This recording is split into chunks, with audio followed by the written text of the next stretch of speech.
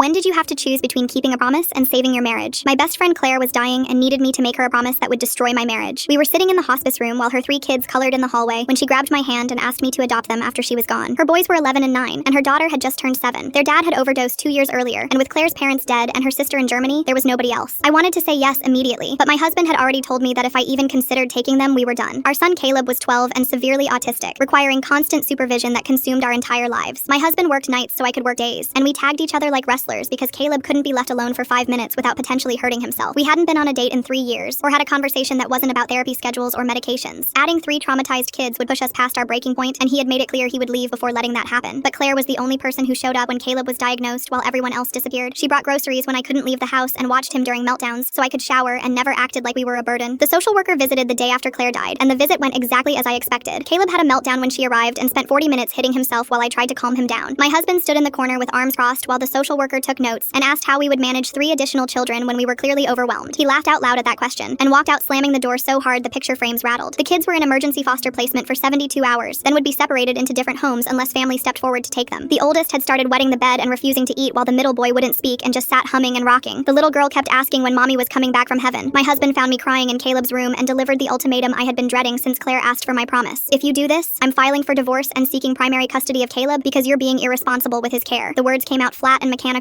the way he processed anything too heavy to feel. Part of me understood because Caleb would suffer if we tried integrating 3 grieving children into our controlled routine. But the oldest had memorized every Pokemon and could talk about them for hours, which would connect with Caleb's identical obsession. The middle child moved like a ghost and wouldn't disturb Caleb's need for predictability, while the little girl understood different meant special because Claire had taught her that. These weren't random foster kids, but children who knew our house and called me auntie with nobody else who even knew their middle names. The foster family called that night because the little girl wouldn't stop screaming, and the oldest had tried running away twice looking for my house. The little girl's wailing came through the phone, begging for her mommy or me or anyone who smelled familiar, while the foster mother asked if I could fix this over the phone. My husband watched from the doorway as I lied that everything would work out when we both knew the system would swallow them whole. You can't save everyone, he said after I hung up, but these were 3 kids who deserved better than being parceled to strangers. The next day, I stared at adoption papers that could rescue Claire's babies or cost me my marriage and potentially custody of Caleb. My supervisor found me sobbing in the supply closet and sent me home, where my husband had already packed a suitcase that waited by the door like a threat. That night, Caleb had his worst meltdown in months, and it took both of us to keep him from injuring himself against the bathroom tile. We sat exhausted on his bedroom floor at 3 in the morning while he slept between us, and my husband said something that changed everything. What happens to them if we don't take them? Because you'll never forgive yourself, and I'll have to watch you die inside a little more each day. The silence stretched until I explained they would be separated and age out, bouncing between placements, never recovering from losing their mom and each other. He stared at Caleb's face for so long I thought he had fallen asleep sitting up, then said, Caleb needs consistency, but maybe he also needs to see families don't give up on each other when things get impossible. Someday we won't be here, and someone will have to make this choice about him. We signed the papers together the next morning and picked up 3 terrified kids who clung to us like they were drowning, and somehow they made our broken family